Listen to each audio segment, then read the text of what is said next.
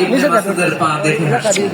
রাসূল সাল্লাল্লাহু আলাইহি ওয়াসাল্লাম বলেন, আমার আব্দুল্লাহ ইবনে মাসউদের পা দেখে তোমরা এরকম হাসলা, তার আকৃতি নিয়ে তোমরা এরকম করলা, তোমরা কি জানো? ওয়াল্লাযী নাফসি বিয়াদিহি, সেই সত্তার শপথ যার হাতে আমার আত্মা, লাহুমা আসফালু ফিল মিজানি মিন উহুদ, আমার ইবনে মাসউদের পা দুইটা যদি মিজানের পাল্লায় কিয়ামতের দিন উঠিয়ে দেওয়া হয়, উহুদ পাহাড়ের চেয়ে বেশি ভারী হয়ে যাবে। খবরদার আকৃতি নিয়ে ব্যঙ্গ করো না, কারণ আকৃতি সে নিজেরা বানায় নাই, এই আকৃতি দিয়েছে কে? আল্লাহ। ও ভাই, আমার আকৃতি কেমন হবে এটা ফিক্স করার দায়িত্ব যদি আল্লাহ আমাকে দিত, আমি কি করতাম বলেন তো দেখি?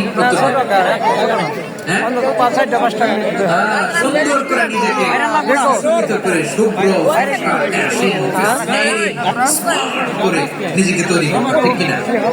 কোন নারীকে যদি তার চেহারা, রং, গড়ন, অবয়ব, দেহাবয়ব, আকৃতি সেই কেমন হবে এটা ফিক্স করার দায়িত্ব যদি আল্লাহ তাকেই দিয়ে দিতেন, সে নিজেকে সবচেয়ে সুন্দরী, সবচেয়ে রূপবতী করে তৈরি করতো, ঠিক কিনা?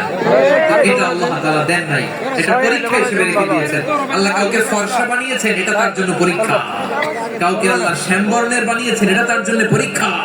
কাউকে আল্লাহ নারী বানিয়েছেন, এটা পরীক্ষা। কাউকে পুরুষ বানিয়েছেন, এটাও পরীক্ষা। চিল্লায় বলেন আল্লাহু আকবার। আল্লাহু আকবার। সে আল্লাহ বললেন, গোলাম আমি হলাম মুসাওয়ির, আকৃতি দানকারী, the fashioner, the shaper, the designer। এজন্য কারো চেহারা নিয়ে আজকে থেকে আমরা আর কোনো বাজে মন্তব্য করব না। মনে থাকবে আমার মায়েরা, বোনেরা, মহিলা প্যান্ডেলে যারা শুনেছেন, আপনারাও